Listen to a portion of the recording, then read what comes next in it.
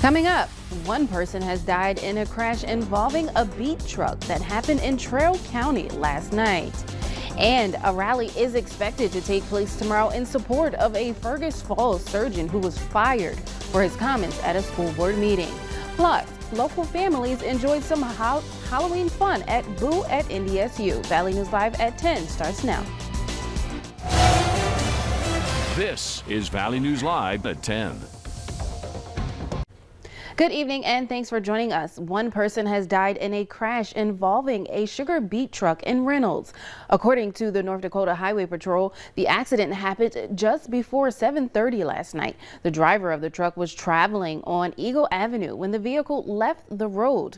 It then struck an approach before partially tipping over and catching on fire. The driver died on the scene. Currently, the crash remains under investigation. A 42-year-old Montana man was hospitalized after crashing his pickup truck in Clearwater County about 10 minutes outside of Bagley. Authorities say the man ran a stop sign along County Road 21. He then crashed into a T intersection before running into a ditch. Minnesota State Patrol says alcohol was involved.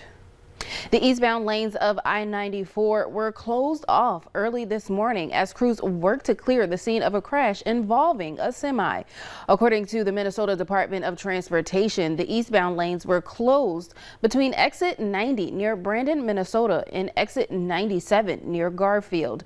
Minnesota State Patrol says the semi was the only vehicle involved in the crash and no one was hurt in the accident. A rally is planned for tomorrow in support of a Fergus Falls surgeon who was terminated for his comments made at a recent Fergus Falls school board meeting. Dr. Jeffrey Horick was fired last week from his job at the Lake Region Healthcare Hospital. Community members are expected to rally outside the hospital beginning at 11 a.m. Stay with Valley News Live as we follow this developing story. The North Dakota Attorney General's office has subpoenaed a Bismarck photography firm that suddenly closed earlier this month without refunding their customers. Peril Grossman, the director of the Consumer Protection Division, says investigators are searching for relevant documents from Glosser Images and owner Jack Glosser. The Attorney General's office also intends to schedule a hearing where Glosser would have to answer questions under oath. Grossman says customers have filed more than 500 complaints against the company. Ohio-based Christian Aid Ministries released a video statement yesterday continuing to ask for prayers for the 17 kidnapped missionaries and their families. It's been a week of many tears and thousands, if not millions, of prayers taking place around the world. As families of the hostages stated earlier this week, God invites us to call upon His name in the day of trouble.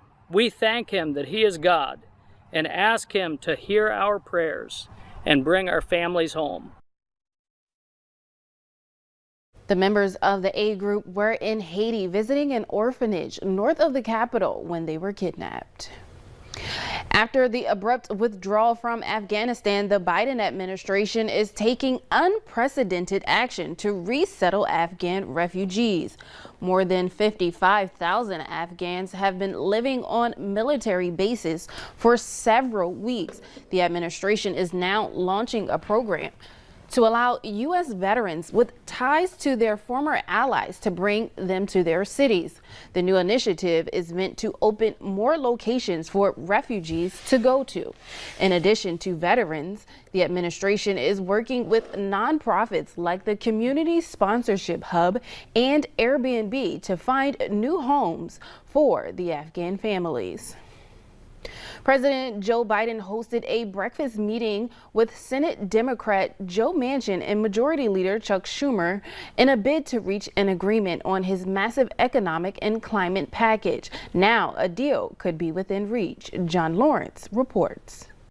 House Speaker Nancy Pelosi says Democrats are close to reaching an agreement on the framework for the Biden administration's so-called Build Back Better plan. It is less than we had was projected to begin with, but it's still bigger than anything we have ever done in terms of addressing the needs of America's working families.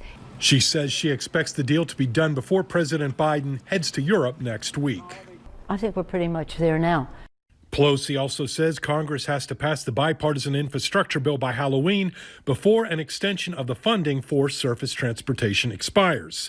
Some Republicans agree repairing the nation's aging infrastructure is a must, but they're not sold on the White House plan to expand the social safety net. It's critical for roads, it's for broadband, it's for water infrastructure, but this social engineering plan that they have, this trillions of dollars, is simply going to add to inflationary pressures that's already costing the average American a great deal. Arkansas Governor Asa Hutchinson says the bill for the plan is way too high. Now all we see is more government spending, $1 trillion plan that's out there, multi-trillion dollars, and it can't be explained. So it's really worrisome as a governor to hear what's planned. I'm John Lawrence reporting. Treasury Secretary Janet Yellen says the rise in the cost of U.S. goods, from gas prices to groceries, is related to the COVID-19 pandemic. She says she expects inflation should fall back to the 2% range, which is considered acceptable during the second half of 2022. A one-time member of the Trump administration is expected to testify about the 2021 siege on the U.S. Capitol. Former Justice Department official Jeffrey Clark will comply with a subpoena from the January 6th committee. Democratic leaders are trying to determine what then President Donald Trump and Republican members of Congress said about attempting to overthrow the 2020 election prior to the riot in January. Clark's upcoming appearance is scheduled for Friday. A Minnesota lawmaker is encouraging supporters to donate to a family facing federal criminal charges in connection with participating in the January 6th insurrection at the U.S. Capitol. On Friday, Senator Mark Corrin posted a link to a crowdfunding site launched by a member of the family. 4 members of that said family are among the 8 Minnesotans being charged so far with crimes related to the deadly Capitol riot. The crowdfunding campaign has a goal of raising $50,000. North Dakota's energy leaders are worried for the long-term preparedness for handling natural gas and are seeking federal dollars to fund solutions before it becomes a problem. The oil to gas ratio refers to how much oil is pulled from the ground compared to the amount of natural gas collected. According to the North Dakota Pipeline Authority, the amount of natural gas has been steadily increasing, and there are predictions that gas collection will overtake crude oil within the next decade. These are, again, significant numbers that the industry is working on and trying to wrap their head around. What does that mean from a solutions basis? We know that all things natural gas liquid, from a takeaway, we are nowhere near positioned for the long term. Among the more than 100 requests for APRA dollars presented to the state legislature, there are more than $600 million in requests specifically for natural gas infrastructure. Governor Doug Burgum, members of the North Dakota's congressional delegation, and family members officially welcomed back about 70 North Dakota Army National Guard soldiers from their deployment to the nation's capital.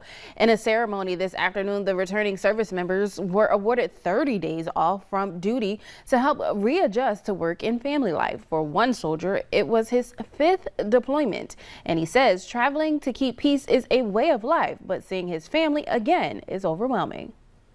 Those days traveling across country, you start getting this feeling that wells up inside of you of excitement, and it's overwhelming when you first see your kids after being gone for a year. This unit was responsible for helping with Capitol building security. Last night, many gathered to remember cinematographer Halyna Hutchins, who died after she was accidentally shot on a movie set in New Mexico on Thursday. Hundreds of mourners came out for a candlelight vigil to remember the woman and her work.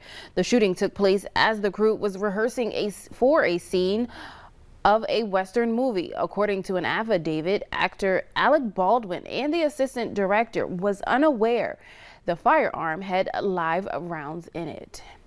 Still to come on Valley News Live at 10. Local families had some Halloween fun at this year's Boo at NDSU.